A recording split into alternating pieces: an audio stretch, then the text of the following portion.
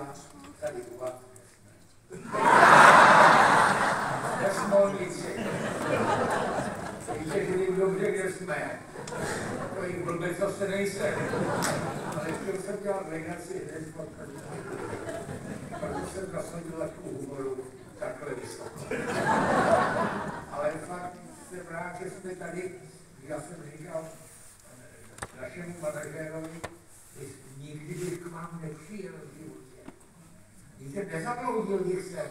A teď jsem viděl, jako máte pěknou vesnici a kolik vás přišlo, mám radost. Akorát jsem říkal, byli jsme Brno na Dresy. Tam žádný lesy nejsou. Málo. Komunisti málo. Takže přišli jste na představení, tady se jmenuje Díky válka. Já bych nejdřív vysvětlil, proč mám tady před sebou ten ochranný hadr.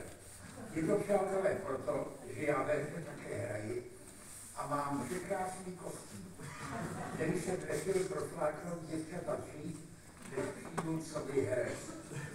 Proto jsem požádal pana Péru Marušíka, vedoucího své techniky, jestli by nebyl tak laskav a nepodržel mě ho, aby potom, až vám ho ukážu, abyste viděli, jak je pěkný a jasně sluší.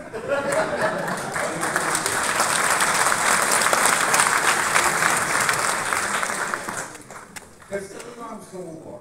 V roli můžete předvyslat, vystoupí člověk, který vás hned zaujme, stejně jako mě, když jsme hledali herce na tuto roli, jsem přišel na ten konkurs a vidím tam Chválka, říkám, co on mi připomíná, kdo to je. Pak jsem si uvědomil, že on vypadá jak kníže Přemysl, jako by mu z Okalima. Uvidíte. A velmi důstojně hraje.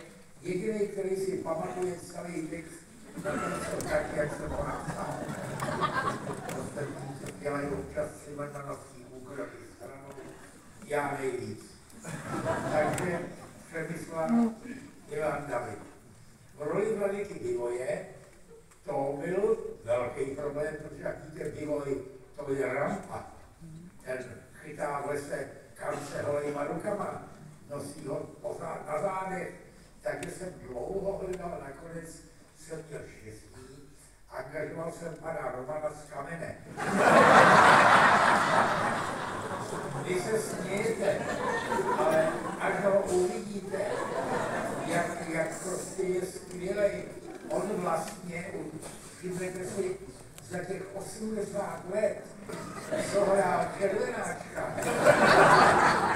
A Prince Kojas, on se vůbec nezměnil. On nemá jedinou vrásku, je stepilej, krásně, no, a jak nádherně mluví česky, jak artikuluje, budete velmi příjemně překvapení. Navíc děvčata musím prozradit, je enormně utvářen, takže budete myslet, že má v kapse bagetu. Tu velkou. Ne, tu velkou. Není to bageta, je to Roman. Já jsem na to velmi pyšnej, když jsme byli v Olomouci, jsme hráli taky v Olympika měl koncert, tak bydleli jsme v jednom hotelu a potom představení jsme tak trochu popíjeli a znáte ty chlapský zábavy, že jo, tak po půlnoci jsme soutěžili, měřili jsme se a vyšítali jsme délky a díky Romanovi jsme vyhráli o 27 cm.